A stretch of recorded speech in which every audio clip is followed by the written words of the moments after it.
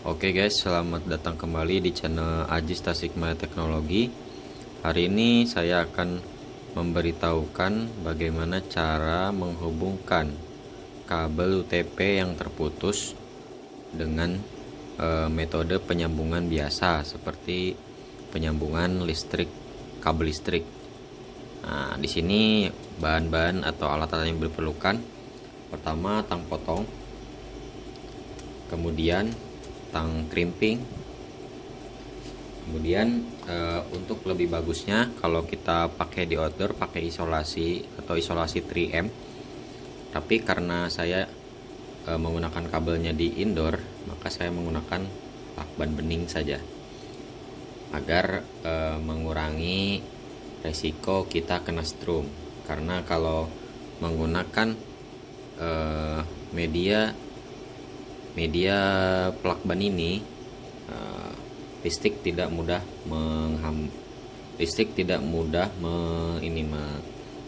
tidak mudah memasuki tubuh kita. Oke, lanjut. Oke, selanjutnya saya akan menghubungkan kabel UTP yang terlalu pendek ini karena dia tidak sampai ke switch utama saya. Jadi saya akan memotongnya kemudian menyambungnya. Pertama kita potong dulu bagian yang ada RJ45 nya. Kemudian kita kelupas bungkus kabelnya dengan tang crimping sampai terlihat bagian dalam kabel. Nah, sekarang kita coba pisahkan kabel satu-satu dari gulungan sebelumnya. Usahakan pisahkan dengan rapi ya, karena nanti akan mempermudah saat penyambungan.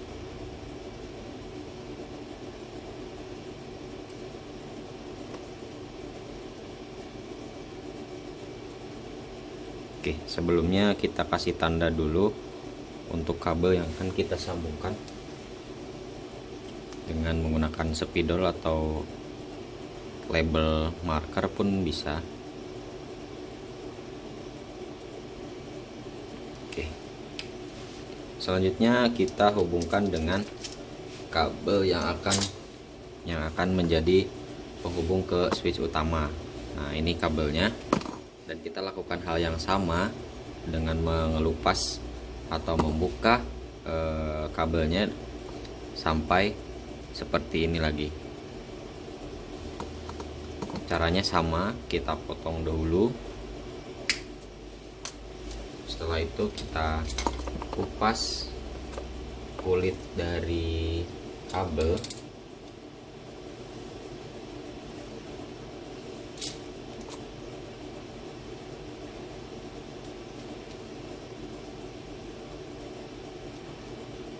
Oke, lakukan hal yang sama dengan memisahkan kabel satu persatu.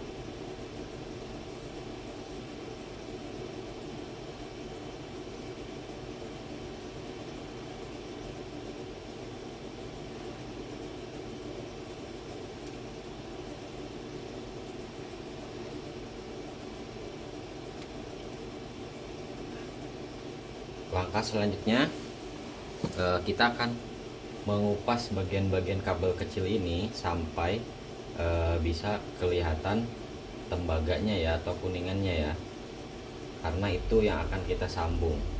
Kita bisa menggunakan tang potong ataupun bisa menggunakan korek untuk mengupas kabel ini, karena ini sangat kecil dan harus berhati-hati. Nah, ini saya emang modif seperti ini untuk tangnya agar lebih mudah mengupasnya. Jadi di sebelah sini saya berikan rongga sedikit, agar kabel mudah dijepit dan mudah terkelupas. Contoh seperti ini ya.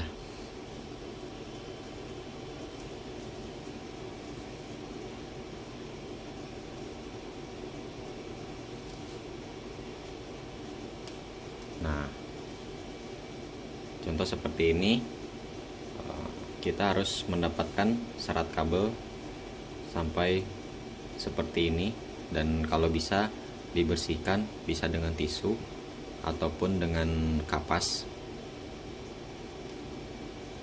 Oke, lakukan hal yang sama pada semua kabel yang ada.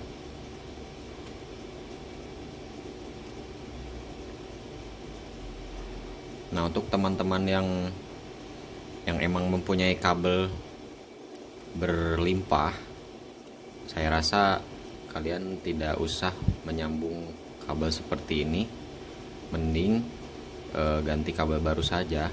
Soalnya ketahanan dari hasil sambungan ini,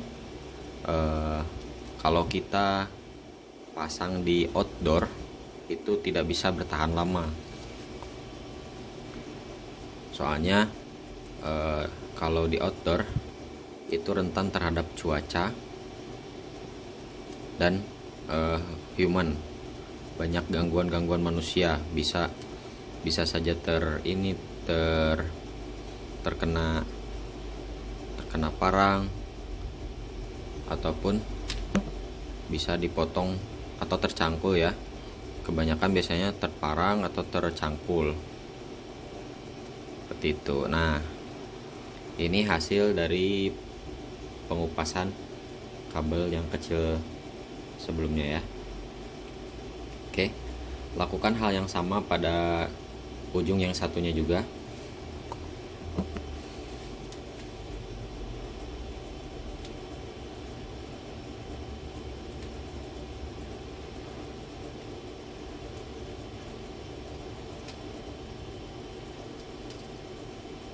Nah, untuk yang ini karena emang masih baru, jadi sangat gampang sekali untuk dibuka. Oke, sisi sebelahnya juga sudah. Nah, sekarang kita hubungkan satu persatu kabel dengan warna yang sama, di kedua sisinya. Jangan sampai ada yang salah ya. Oke, kita hubungkan dengan cara melilit saja. Melilit seperti kabel listrik biasa. Kita lilitkan ke antar kabel ini dengan warna yang sama. Contoh seperti ini. Di sini ada kabel warna putih, orange sama orange. Kita sambungkan, kemudian kita lipat.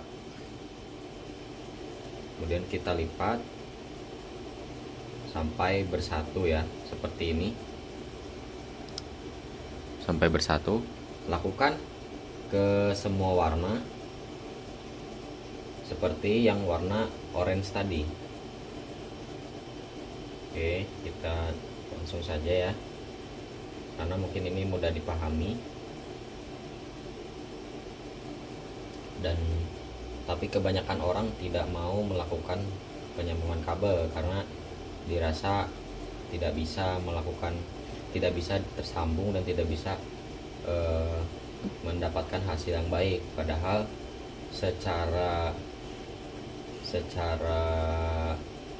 hasil yang sudah saya buktikan sendiri, sambungan dari kabel ini memiliki kualitas yang sama dengan kabel yang utuh, kecuali dia memang sudah rusak di bagian tembaganya.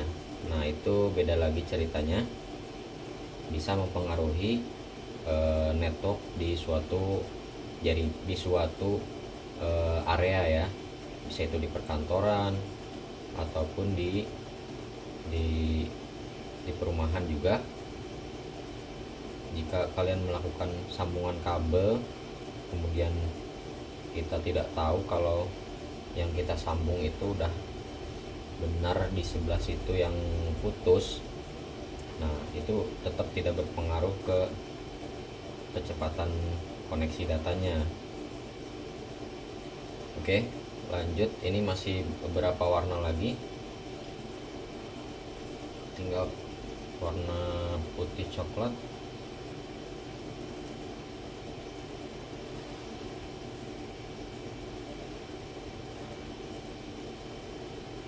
Nah, perlu diketahui saya melakukan penyambungan kabel ini karena saya sudah merombak ruangan dan merombak topologi yang dari awalnya itu topologi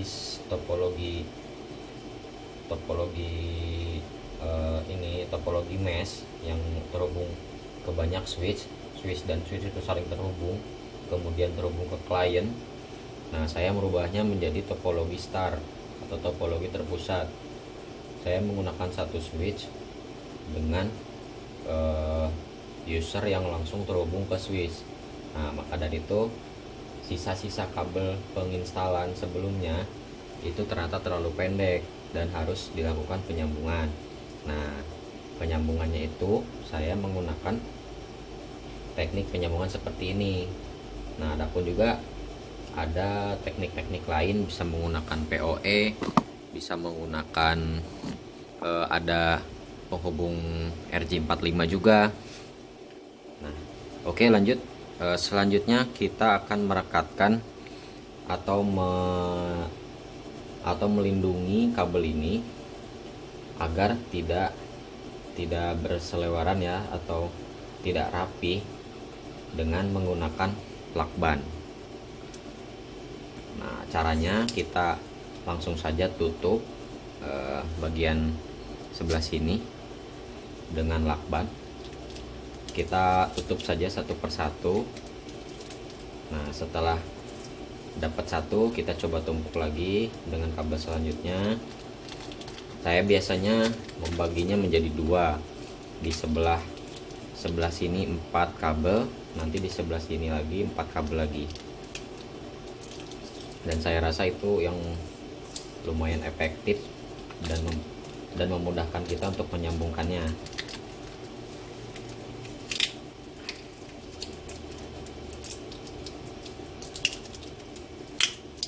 Oke, sekarang kabel keempat.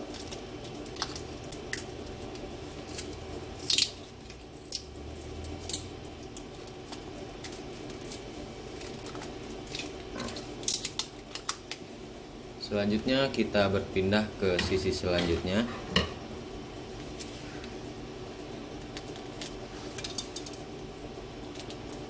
Lakukan hal yang sama di sisi selanjutnya dengan posisi kabel yang sama juga.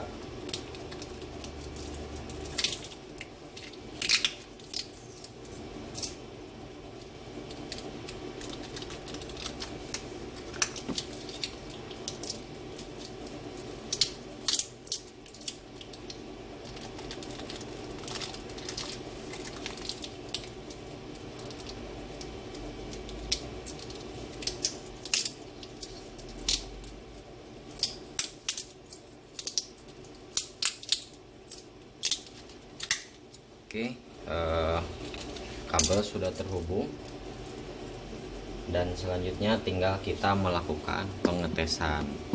Berikut inilah hasil dari penyambungan tadi. Walaupun ya tidak terlalu rapi, cuma dia sudah bisa terhubung. Yang tadi kita sambungin dengan kabel yang sebelumnya sudah ada konektornya, itu sudah bisa digunakan. Dan kecepatannya pun sama ya, asalkan tembaga atau kuningan ini tidak tergeser atau terpotong salah satu. Jika salah satunya ada yang rusak, ada yang tidak benar pemasangannya atau salah warna sebelumnya, itu akan mempengaruhi hasil dari sambungan teman-teman. Nah, baik, itu aja. Sekarang kita coba lihat di switch pusat kita apakah sudah terhubung. Nah, di sini saya memberikan nama Fin dan di atasnya pun udah saya kasih nama Finance ya. Fin itu Finance.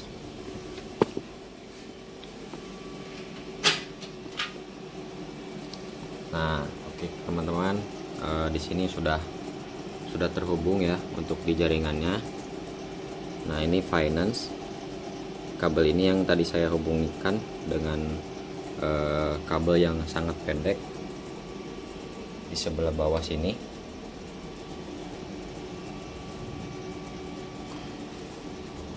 Nah, dan statusnya ternyata sudah up ya. Nah, dan kecepatannya tidak berkurang. Kecepatannya bisa dilihat dari indikator warna yang hijau ini ya. Karena kabelnya itu emang basicnya gigabit, maka dia akan muncul keterangan warna hijau seperti ini. Jika emang sudah jelek atau emang bawaannya 100 megabit, itu bakalan berwarna oranye kalau di switch yang saya gunakan, yang mereknya ini Netgear. Nah, oke, segitu saja untuk tutorial hari ini, semoga bermanfaat. Selamat berjumpa lagi di konten selanjutnya. Terima kasih dan jangan lupa subscribe dan like video saya. Terima kasih.